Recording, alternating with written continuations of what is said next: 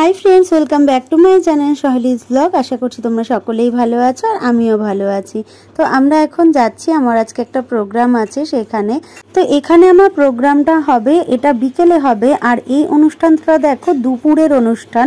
তো এখন কিন্তু আমি এখানে আসিনি, কিন্তু এখানে একজন কাকিমা এসছে, সে আমাকে এই ভিডিওটা দিয়েছে।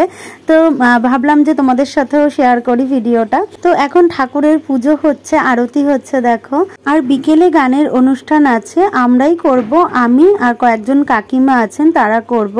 আর তারপরে বেলুর মঠের স্বামীজি আসবেন। তো তোমাদের ভিডিওটা দেখে ভালো লাগলে কিন্তু প্লিজ একটা লাইক করে দিও আর অনেক অনেক শেয়ার করো। আর যারা এখনো চ্যানেলটা সাবস্ক্রাইব করোনি তারা কিন্তু প্লিজ চ্যানেলটা সাবস্ক্রাইব করে পাশে থাকা বেল আইকনটাও ক্লিক করে দিও, যাতে আমি নতুন ভিডিও পোস্ট করলে নোটিফিকেশনটা সবার ফার্স্টে তোমাদের কাছে গিয়ে পৌঁছায়।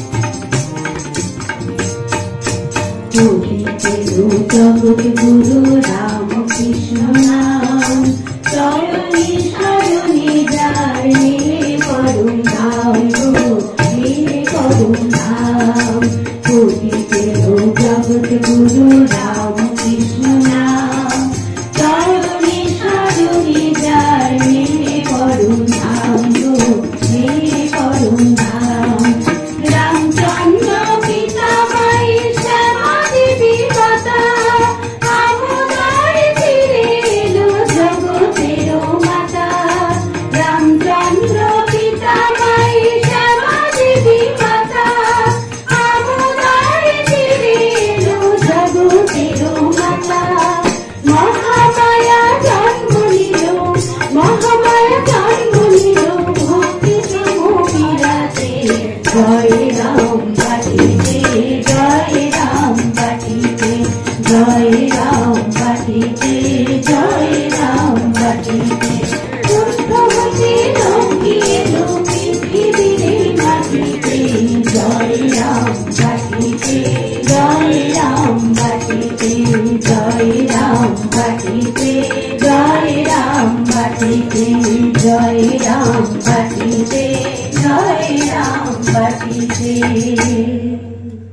পড়াশোনা জানেন না, তার যে আচার ব্যবহার গ্রামের মানুষের মতো, তাকে কে পুজো করছেন না যিনি ভগবান লাভ করেছেন এবং যিনি মা কালীর দর্শন করছেন এবং যিনি বলছেন ব্রহ্ম এবং শক্তি অভেদ, যিনি নির্বিকল্প সমাধিতে 6 মাস ছিলেন, পৃথিবীর ইতিহাসে কোথাও নেই, তিনি সেই একটি গ্রাম্য মহিলার মধ্যে তাকে সেই শক্তি পুজো করছেন। সুতরাং এটা বুঝতে হবে যে কত বড় আধার হলে সেই রকম একজন পূজকের পূজা একজন গ্রহণ করতে পারে। আর শ্রী মায়ের শুদ্ধতা এবং পবিত্রতা কত বেশি হলে তিনি পুজো করছেন, তিনি সেটাকে অ্যাকসেপ্ট করছেন। এবং অ্যাকসেপ্ট এমনভাবে করছে এটা নর্মাল। যেমন ঠাকুর বলছেন এক জায়গাতে,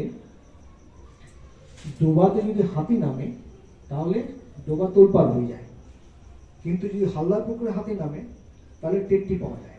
হালদার পুকুর মানে আপনারা গেছেন কামা পুকুরে, সেই হালদার পুকুর দেখেছেন বিরাট পুকুর, তো সেটার সঙ্গে দিঘি, তো সেখানে যদি হাতি নামে কিছু বোঝা যায়। কেন বোঝা যায় না? কারণ হাতি নামলে পরে যে জলের যে প্রসারণটা হয় সেটা ওই পুকুরের কাছে কিছু না, সেটা ডোবার কাছে বিরাট ব্যাপার।